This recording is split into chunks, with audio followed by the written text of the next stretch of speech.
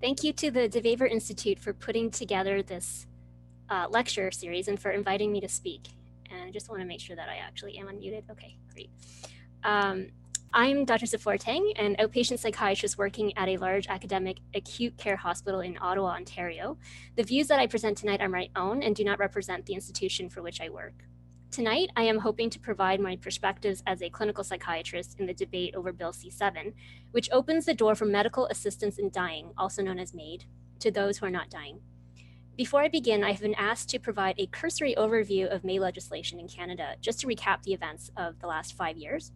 Then I will review some of the concerns raised by including specifically mental illness in the Maid legislation. I hope to share some practical implications to the practice and delivery of psychiatric care that this would entail. And then I will highlight some of the inequity in access to services that I see daily in my patient population. Finally, I will conclude with some considerations as to how we can respond to this legislation in a way that will help to build a safer and more just society for all.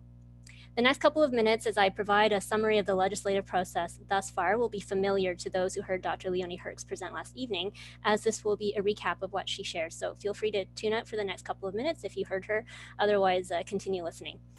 So the 2015 Carter versus Canada case led the Supreme Court of Canada to strike down the criminal prohibition on homicide and assisting in suicide for the purposes of Maid, giving Parliament 18 months to develop new legislation. This resulted in Bill C-14, the Medical Assistance in Dying Act, that was enacted on June 17, 2016. It stated that physicians or nurse practitioners may provide euthanasia and assisted suicide, otherwise known as Maid. The specific eligibility criteria included that patients eligible for publicly funded health services in Canada would be able to access it. They had to be at least 18 years of age and capable of making decisions regarding their health. They needed to have a grievous and irremediable medical condition, including an illness, disease, or disability, and the requirement that their death needed to be reasonably foreseeable. Their request also needed to be voluntary, and they needed to be able to provide informed consent. They delineated a number of standard safeguards, including a mandatory 10-day reflection period, which would allow patients requesting Maid to change their mind. And they needed to have 2 independent witnesses for the request, and then 2 independent assessors. The patient requesting Maid needed to have capacity at the time of the request and at the time of the procedure.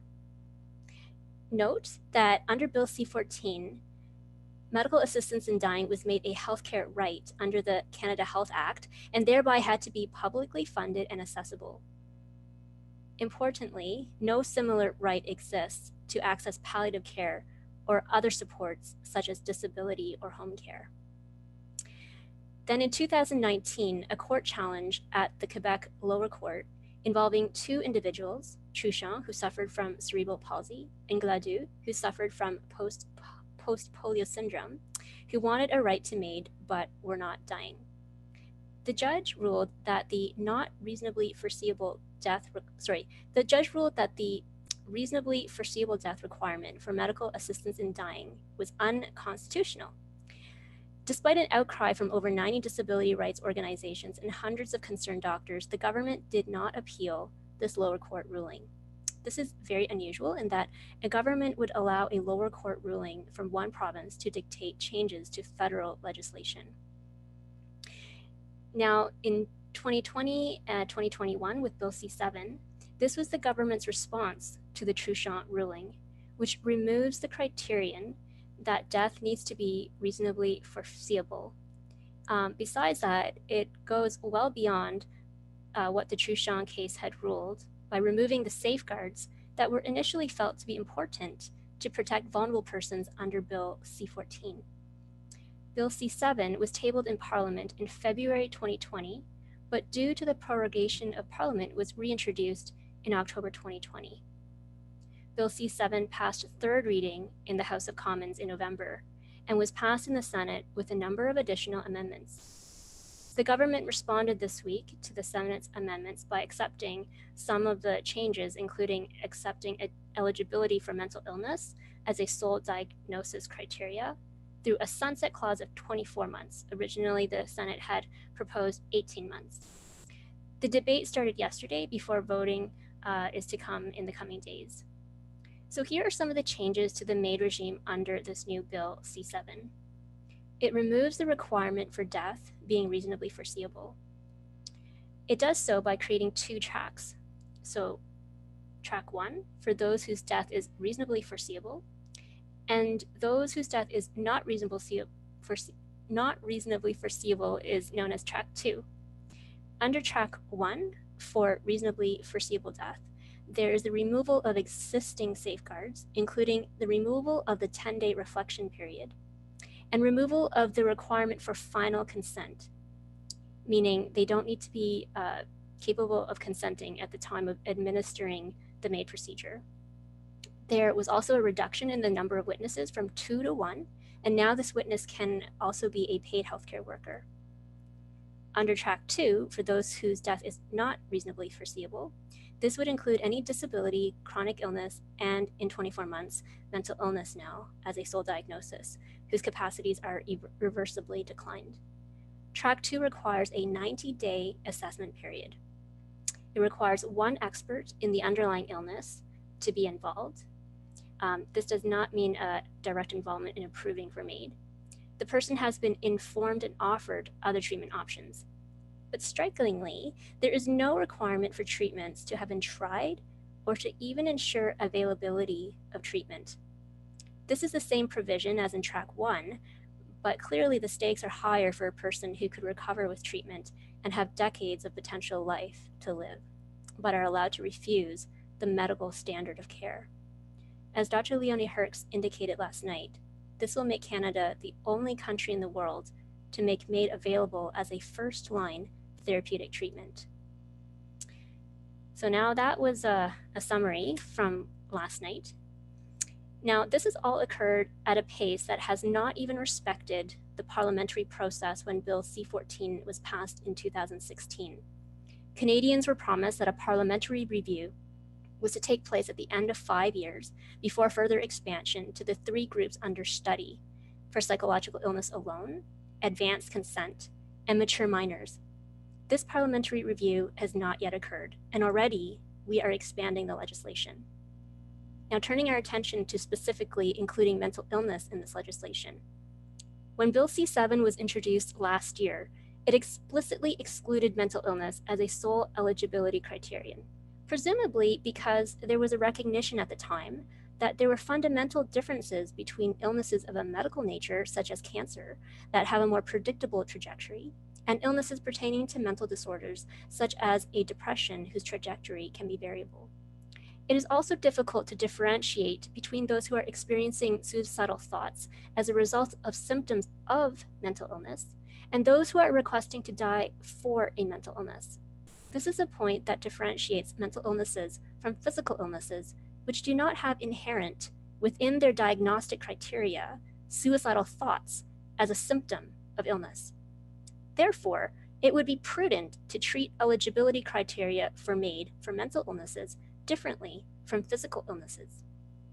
Over the past several months, mental health experts testified at Senate hearings and warned of the dangers of including mental illness as a sole eligibility criterion for patients who are not dying. Their warnings were not heeded, and the federal government accepted the Sunset Clause amendment to include mental illness as a sole diagnosis criteria in 24 months. The lack of prudence demonstrated by our legislating bodies in recommending such an amendment without adequate evidence or data on which to substantiate their policymaking is bewildering. Agreeing to implement a sunset clause of 24 months before enacting a Maid regime for mental illness is akin to setting a train in motion without knowing if there will be still tracks on the ground in 24 kilometers. Or, putting it another way, it would be like allowing your citizens to jump off a cliff and trusting that while in free fall, the government will be able to put in place something soft and fluffy at the bottom of the cliff to catch those whose lives we consider worth saving, while allowing those whom doctors have deemed eligible for death to not be saved. Before proceeding, I just want to highlight the question of the E-Remediability Criterion that is required in the bill to permit a patient to be eligible for death services. In order for a person to qualify for Maid currently, the condition from which they are suffering must be deemed irremediable. Leading academics, including the Council of Canadian Academies and the Centre for Addictions and Mental Health, have stated that there is currently no evidence that irremediability can be predicted in mental illness. What this means is that under this new law for mental illness, some people who are suicidal because of symptoms of a mental illness will die when they would have otherwise recovered. There is no way of being able to predict this in advance. For a country who abandoned the practice of capital punishment because it was deemed that one wrongful death was one death too many, it is shocking that we in year 2021 would be so reckless when legislating upon the deaths of mentally ill patients. We as a country are far from being able to offer the level of timely access to care that would be needed to save the lives of those who most need it. Of note, during the 90-day assessment period, patients only need to be offered information for potentially life-saving treatments, such as medications, psychotherapy, skills building, vocational rehab, supportive living, etc., etc. It fails to consider the fact that the waiting time currently in this country to access mental health services can far exceed 90 days in certain regions. This does not even take into account the long period of time that it can take for illnesses to recover with appropriate treatment. For some, this slow process can take years. What I find most extraordinary in this bill is the fact that nowhere in the bill is there a requirement for medically administered death to be an option of last resort, and that patients do not even need to be required to undergo treatment of any kind before receiving Maid if that treatment is deemed unacceptable to the patient. This is unprecedented, even in jurisdictions where euthanasia is legal for mental illness. In the Netherlands, for example, there's a requirement that both the patient and the physician come to the conclusion that there is no reasonable alternative. If patients may access Maid, despite refusing available standards of care, what will be the test for irremediability? It should also be acknowledged that the competence of physicians, even amongst psychiatrists, are not equivalent, some being more familiar than others in managing seemingly treatment-resistant cases. The consequence is that a less skilled physician may deem a patient to be irremediable. What shall become of the patient who is led to believe there is no further effective treatment options? And the availability of a competent second psychiatric opinion is lacking due to scarcity of resources. From my own experience, a suicidal patient came in to see me for a consultation, her last resort after years of therapy. She expressed a desire to receive Maid if it were available, yet the law had not changed at that time to allow for this.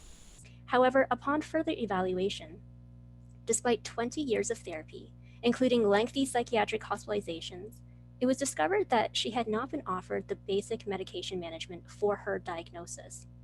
After letting her know there were actually quite a few options yet to be tried, she agreed to not end her life just yet and allowed another chance for treatment. Patients like this case, who because of lack of proper care and expertise, are left without hope that things will get better and may choose an assisted death if it is readily available for mental illness. This patient was given some hope for a better future, and because of that, was given more time to live against the ever-looming presence of death. The more readily accessible euthanasia becomes for those who want it, the more patients will drift towards wanting it. Although an assisted death was a welcome option for my patient, inflicting death on request would have been a fatal failure of our healthcare system to provide proper diagnosis and management to a vulnerable individual. For me as a psychiatrist, it would be a great perversion of the nature of psychiatric care within the medical profession to facilitate the suicide of patients when we are skilled at providing them hope with treatment, to enable them to walk out of the darkness that has engulfed them. It is the antithesis of good psychiatric care to terminate the life of patients at the peak of their suffering before they are given the opportunity to seek relief. And it is a disservice to family members whose last memory of their loved one will be one who is suffering and who will never be able to have a chance to recover their meaning or purpose in life because their life was terminated too soon for that to happen. This begs the question as to why we would want psychiatrists to be involved in this practice at all. When we take our loved ones to the hospital because we fear they are going to harm themselves due to a derangement in their thought process, or because they are so depressed that they are suicidal, the last thing we would want is for the psychiatrist to offer them an assisted suicide, the very outcome we are trying to prevent. To take this even further, the Senate has suggested an amendment to make it a duty for physicians to inform their patients of all potential options, including an assisted death. Cases in Canada have demonstrated that family members have very little influence over the doctors who determine whether or not a patient is eligible for Maid, as it is deemed to be a purely individual decision, and families really don't have much of a say in the matter. Do we really want to live in a country where we need to fear bringing our loved ones to hospital to receive care because we are worried that their doctor will not only suggest an assisted suicide as a reasonable treatment option, but as well as make all the necessary arrangements to ensure that it is completed in a fail-proof method? Suicide prevention strategies entail restricting access to lethal means. Permitting Maid for mental illness does exactly the opposite. By following through on this bill, we risk co-opting a mental health system intended to help prevent suicides into facilitating suicide for those whom our health and social systems have failed. And there are several points of failure in our mental health system to date. Psychosocial stressors that can be difficult to predict often precipitate suicidal ideations. This COVID-19 pandemic has unfortunately highlighted several areas of stress that I see daily in practice only worsen with the consequences of trying to contain an infectious virus. All the stressors that people can potentially experience day to day has been exacerbated to a larger scale during this pandemic. This includes financial stressors, social isolation, job insecurity, inability to access accessible housing in a timely manner, lack of personal support workers to maintain the daily functions of life, lack of affordable residential addictions treatments, lack of mental health treatments such as psychotherapy that is affordable, etc. In Ontario, psychiatric services are covered by the Ontario Health Insurance Plan, but psychotherapies from counselors and psychologists are not. For my patients who are supported on welfare, who have no insurance, potentially life-saving treatments are not affordable. Some of my patients, the working poor, who have neither social assistance nor insurance, need to decide whether they will spend their check on groceries or the medications they know could help them to feel better, but cannot afford. Furthermore, the services that the provincial government provides are often reserved for the walking well. Many of my patients are only able to access one-time psychiatric consultations before being discharged back to the care of their family physicians to manage.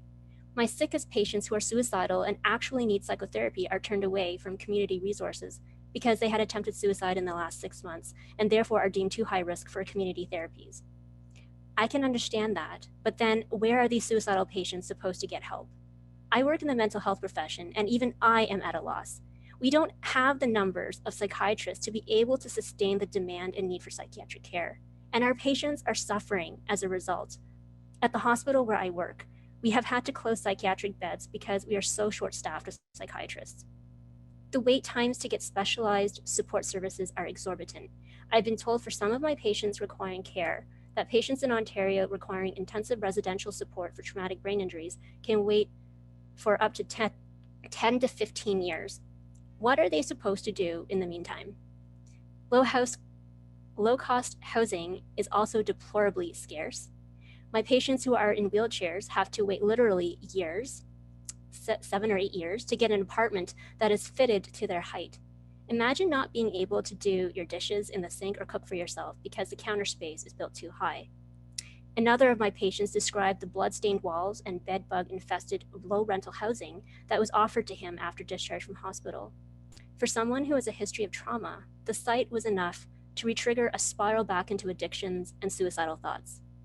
I don't think able-bodied people realize the difficulties that people in the disabled communities face, especially when they are living in poverty and struggling every day just to survive. These stresses and challenges can seem monumental, especially when coupled with an unmanaged mental illness and inability to access care. It is against this stark backdrop that our federal government is legislating increased access to Maid.